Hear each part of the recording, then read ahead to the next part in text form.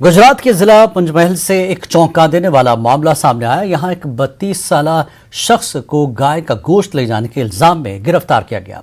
इसके कुछ घंटों बाद उसने मुबीना तौर पर थाने के लॉकअप के अंदर खुदकुशी कर ली। पंचमहल पुलिस के मुताबिक कासिम अब्दुल्ला हयात नामी मुलजिम को गोधरा बी डिवीजन पुलिस ने गाय का गोश्त ले जाने के इल्जाम में गिरफ्तार किया था, लेकिन उसने मजिस्ट्रेट के सामने पेश होने से कबल जुमेरात को सुबह सवेरे लॉकअप के अंदर खुदकुशी कर ली। पुलिस का दावा है कि वाकया सीसीटीवी फुटेज में कैद हो गया है। पुलिस के मुताबिक उन्होंने मुलजिम को उस वक्त गिरफ्तार किया था जब वो अपने मकामी ग्राहकों को गोश्त पहुंचाने जा रहा था। हयात के अहल खाना ने वाकये की तहकीकात का मुतालबा किया है।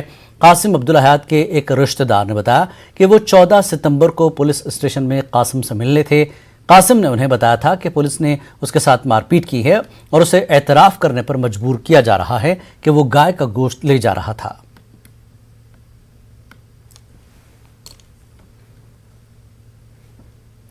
केरला हाईकोर्ट ने एक अवामी मफाद की दरख्वास्त को खारिज कर दिया, जिसमें लक्षद्वीप इंतजामिया के डेयरी फार्म्स को बंद करने और लक्षद्वीप के स्कूलों में मिड डे मील के मेनू से गोश्त को हटाने के फैसले को चैलेंज किया था। एडवोकेट अजमल अहमद ने लक्षद्वीप की नई इंतजामिया की जानिब से मुतारफ कराई गई इस्लाहात के खिलाफ PIL दायर की थी। यह हुक्म chief justice S money Kumar और जस्टिस शाजी P चाले के डिवीजन बेंच ने दिया, क्योंकि अदालत ने लक्षद्वीप इंतजामिया के वकील के दावे में मेरिट पाया।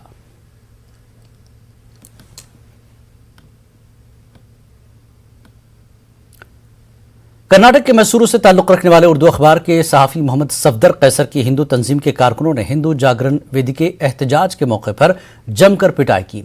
हिंदू तंजीम के अरकान मैसूर पैलेस के शिमाली दरवाजे पर मंदिरों के इन्हदाम के खिलाफ एहतजाज कर रहे थे। एक मकामी उर्दू अखबार के चीफ एडिटर मोहम्मद सफदर कैसर वेदी के जनरल सेक्रेटरी जगदीश क्रांत की तकरीर रिकॉर्ड कर रहे थे। दाएं बाजू के कारकुनों के एक ग्रुप ने इस तकरीब को रिकॉर्ड करने पर एतराज जाहिर किया। उन्होंने कैसर से रिकॉर्डिंग हज़फ करने का मुतालबा किया। पुलिस के मुताबिक मौके पर ही कैसर के साथ बदतमीजी की गई। कैसर ने शहर के देवराजा पुलिस स्टेशन में शिकायत दर्ज कराई। वहीं मैसूर डिस्ट्रिक्ट जर्नलिस्ट एसोसिएशन के सदर ST रवि कुमार ने हमले की मजम्मत करते हुए पुलिस कमिश्नर को खत लिखकर हमलावरों के खिलाफ कार्रवाई का मुतालबा किया और इस तरह के एहतजाज के दौरान सहाफ़ियों के लिए मजीद सिक्योरिटी का मुतालबा किया।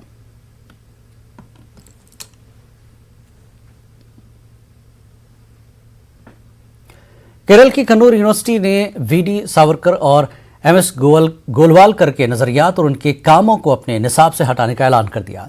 काफ़ी तनाज़े के बाद यह फैसला लिया गया है और जल्द ही पोस्ट ग्रेजुएट के गवर्नेंस एंड पॉलिटिक्स निसाब में शामिल सावरकर और गोलवालकर से मुताल्लिक़ मवाद को हटा दिया जाएगा। जब से इन दो नामों को निसाब में शामिल किया गया था, केरला में अहम अपोजिशन पार्टी कांग्रेस ने सख्त एतराज़ जाहिर किया था और रियासती हुकूमत पर तालीम के भगवाकरण का इल्ज़ाम आयद किया था। हालांकि यूनिवर्सिटी के vice chancellor professor Gopinath Ravindran ने सावरकर और गोलवालकर जैसे लोगों को निसाब में शामिल किए जाने का दिफा किया था। बादशाह खुद वज़ीर आला पिनराई विजयन ने इस अमल को मुस्तस्ना करार देते हुए मुखालफत में बयान दिया था।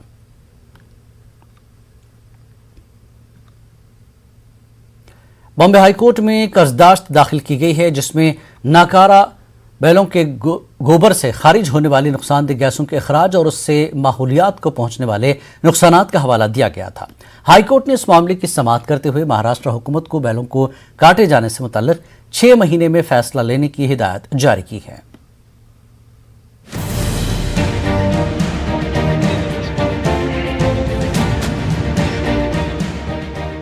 रियासत में महाराष्ट्र गाय वंश हत्या कानून के तहत गाय और बैलों के ज़बीहे पर पाबंदी आयद है। बॉम्बे हाईकोर्ट में अल कुरैश ह्यूमन वेलफेयर एसोसिएशन ने मफाद आम्मा की अर्जी दाखिल करते हुए बूढ़े और नाकारा बैलों के गोबर से खारिज होने वाली नुकसानदेह मीथेन गैस का हवाला दिया था और माहौलियात और इंसानी जिंदगी पर पड़ने वाले मुज़िर असरात का भी जिक्र किया था।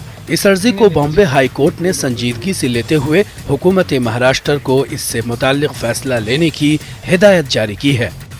वो एक साल में 70 से 120 किलो का मीथाइन रिलीज करता है। मीथाइन की कुव्वत ऐसी है कि वो 23 गुना कार्बन डाइऑक्साइड के मुकाबले उसकी पावर 23 गुना होती है एटमॉस्फेयर के ऊपर। तो एक हिसाब से देखा जाए तो एक बैल, एक जानवर जो है, बड़ा बैल हो या दूसरा और उसके मुकाबले का जो जानवर है, वो 2300 किलो मीथाइन रिलीज करता है। 2300 किलो मीथाइन को अगर आप लोकल लैंग्वेज में अगर समझा जाए तो एक कार जो है वो 12,500 किलोमीटर पेट्रोल के 8 लीटर पेट्रोल के ऊपर 100 किलोमीटर चलने वाले एवरेज के हिसाब से अगर पकड़ा जाए तो 12,500 किलोमीटर वो कार चलेगी, तो वो जितना एमिशन पोल्यूशन क्रिएट करेगी एटमॉस्फेयर के अंदर, एक बैल जो है वो 1 साल के अंदर उतना एटमॉस्फेयर के अंदर पोल्यूशन क्रिएट करता है, और जिसके वजह से ग्लोबल वार्मिंग का बढ़ जाती है, और उसके नुकसानात जो है हम इंसानों को यहाँ दुनिया के अंदर भुगतना पड़ेगा। मारूफ वकील आसिफ अली सिद्दीकी ने मामले की पैरवी करते हुए जानलेवा गैस के अखराज के अलावा बैलों के काटे जाने पर आयद पाबंदी की वजह से रोजगार और कारोबारी नुकसानात, शहरियों के हुकूक की हक तलफी और बीफ जैसी सेहत बख्श गजा की महरूमी का भी जिक्र किया था। मकसद ये था कि जो हुकूमत महाराष्ट्र ने 2015 में बीफ बैन एक्ट लगा दिया था, और जिसकी वजह से जो गरीब तबका था, जिनको कम दाम सस्ते दामों में और ताकत बख्श ग़िज़ाएं मिलती थी गोश्त की शक्ल में, उसको बंद कर दिया गया। और चूंकि हालात फिलहाल जो पेंडेमिक चल रहे हैं वो कोरोना के, अगर आज के हालात में अगर कोरोना से लड़ना है तो ये इंसानी जिस्म में इम्यूनिटी पावर बढ़ना चाहिए, जिसके लिए कोर्ट ने बाकायदा इसमें लिखा है कि रेड मीट जो है वो इंसान का इम्यूनिटी पावर बढ़ाता है, और जिसकी वजह से कोरोना के लड़ने में काफी हद तक हमको उसकी मदद मिली। नाकारा बैलों से जहरीली गैस के अखराज से मुताल्लिक अल कुरैश ह्यूमन वेलफेयर तंजीम वजीर आला महाराष्ट्र और मुताल्लिका वजीर को मकतूब भी रवाना कर चुकी है। महाराष्ट्र में भैंस और इसकी नस्ल के जानवरों के काटे जाने की इजाजत है। बैलों के काटे जाने पर पाबंदी की वजह से नाकारा बैलों की तादाद में मुसलसल इजाफा होता जा रहा है। हमारा हुकूमत से यही दरखास्त रही कि आप जो है अपनी अना और अपनी पॉलिटिकल मोटिवेशन के पॉलिटिकल फायदे के लिए आप इस जानवर को आपने बैन किया हुआ है, जिससे जो है पूरे आलम के अंदर इसका नुकसान पहुंच रहा है। तो आप इसके मद्देनजर इस पॉलिसी को खत्म करें, और जल्द से जल्द जो है जिस तरीके से इंसान और जानवरों के बीच का जो ताल्लुकात सदियों से चला हुआ आया है उसको जल्द से जल्द ओपन करें, और जो जरूरतमंद जानवर नहीं है उसको जो है ज़िबा करने की परमिशन दें। बॉम्बे हाईकोर्ट ने गेंद अब हुकूमत महाराष्ट्र के पाले में डाल दी है। रियासत में गौवंश हत्या कानून के निफाज के बावजूद नाकारा और बूढ़े बैलों के काटे जाने पर क्या फैसला लेती है, ये काबिल गौर है। न्यूज़ 18 उर्दू के लिए मुंबई से मुहीउद्दीन की रिपोर्ट। खास बात इंडिया में एक बार फिर आपका खैर मकदम है। कौमी काउंसिल बराए फरोग़ उर्दू ज़बान के दिल्ली दफ्तर में वज़ीर आज़म नरेंद्र मोदी की सालगिरह का जश्न मनाया गया। इस दौरान मिठाइयाँ तकसीम की गईं। काउंसिल के डायरेक्टर शेख अकील अहमद के साथ पूरे स्टाफ ने वज़ीर आज़म की स्कीमों को लोगों तक पहुंचाने और पीएम के ख्वाबों को शर्मिंदे ताबीर करने का हलफ लिया। इस मौके पर काउंसिल के डायरेक्टर शेख अकील अहमद ने पीएम मोदी की सेहत व लंबी उम्र के लिए दुआ करते हुए कहा कि वज़ीर आज़म को उर्दू से काफ़ी मोहब्बत है। यही वजह है कि उन्होंने काउंसिल का बजट 150% तक बढ़ाया है। जिन्हें यशस्वी प्रधानमंत्री या ओजस्वी प्रधानमंत्री के नाम से खिताब किया जाता है, उनके 71वीं यौम पैदाइश पे मैं अपनी तरफ से और NCPVL की तरफ से मुबारकबाद पेश करना चाहता हूं, और उनकी लंबी उम्र और अच्छी सेहत के लिए दुआ करता हूं। और ऐसा इसलिए कि भारत के ये पहले वज़ीर आज़म हैं जिन्होंने चाय की दुकान से इन्होंने अपना सफ़र शुरू किया, और वो आज हिंदुस्तान के वज़ीर आज़म हैं। इन्होंने अपनी पूरी ज़िंदगी का 20 साल वो पावरफुल पोस्ट पे रहे और उन्होंने देश की खिदमत की। सबसे बड़ी बात यह है कि वो हिंदुस्तान में एक ऐसे वज़ीर आज़म हैं जो उर्दू से बेपनाह मोहब्बत करते हैं। उनके दौरे हुकूमत में NCPVL का बजट 150% बढ़ गया, जो अपने आप में एक रिकॉर्ड है। जमीयत उलमा हिंद ने कर्नाटक के दूर दराज इलाके में पहुंचकर इंसानियत की एक अजीम खिदमत अंजाम दी है, जहां मौलाना अरशद मदनी की क़यादत में जमीयत उलमा ने कर्नाटक के गोरख ज़िला में सैलाब मुतासरीन के लिए नए मकानात तामीर किए हैं। गोरख ज़िले के सदापुर में 30 मकानात का प्रोजेक्ट बनाया गया। आज 14 मकानात के कॉम्प्लेक्स का इफ्तिताह अमल में आया। जमीयत उलमा हिंद ने सदापुर मुस्लिम एसोसिएशन, इमदाद चैरिटेबल ट्रस्ट और मलबार मुस्लिम एसोसिएशन के ताउन से इंसानियत की खिदमत अंजाम दी है। साल 2019 में रियासत कर्नाटक के कुर्ग जिले में बारिश और सैलाब से ज़बरदस्त तबाही, ज़बरदस्त नुकसान हुआ था। यहाँ कई हजार घर बेघर हो गए, कई लोग मुतासिर हुए, कई ख़ानदान मुतासिर हुए।